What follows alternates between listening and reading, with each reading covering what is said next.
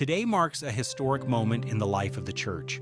Pope Leo XIV has released his very first apostolic exhortation, Exaltation, which means I have loved you.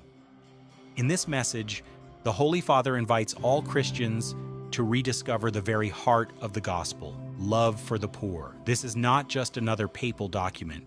It is a warm, urgent call to conversion, to see Christ himself in those who suffer and are forgotten. The title Exaltation comes from the words of the book of Revelation, "You have little power, yet I have loved you." Pope Leo reminds us that Jesus' love reaches those the world ignores, the weak, the despised, the ones with little power.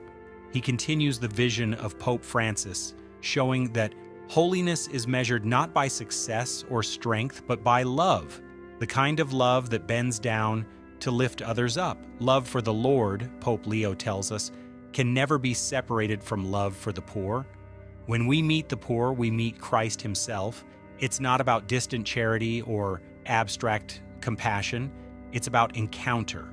The poor evangelize us. They reveal the living presence of Jesus. To turn away from them is to turn away from his face. The exhortation urges us to hear what Scripture calls the cry of the poor. Like God speaking to Moses from the burning bush, I have heard their cry and I have come down to deliver them. The Church is called to listen with the same compassion. When Christians close their ears to this cry, the Pope warns they also close their hearts to God. Poverty is not only about material lack, it is moral, cultural, and spiritual. It is a wound that touches the dignity of every person. Pope Leo dreams, as Francis once did, of a church that is poor and for the poor.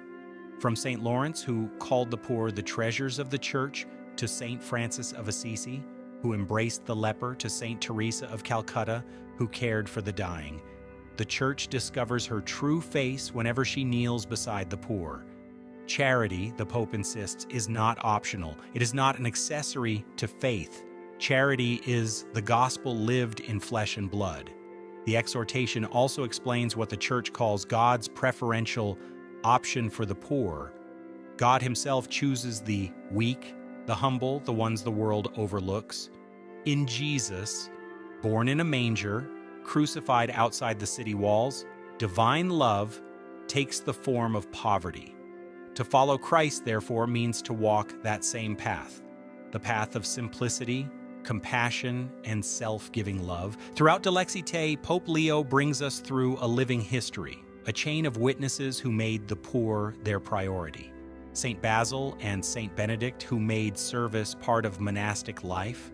St. John Bosco, St. Clare, and St. Dulce of the Poor, who educated and cared for those forgotten by society.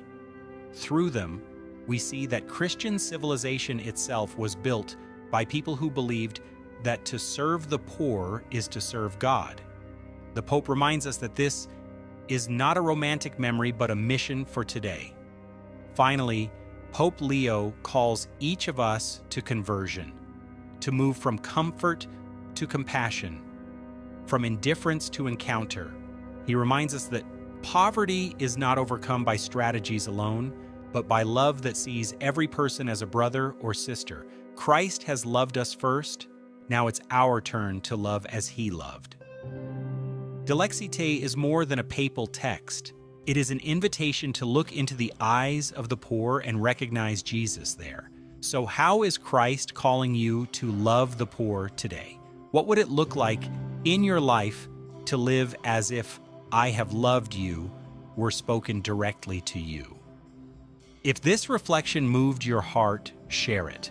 Let's keep spreading the message of a church that walks with the poor, for the poor, and as the poor, because that is where Christ himself waits for us.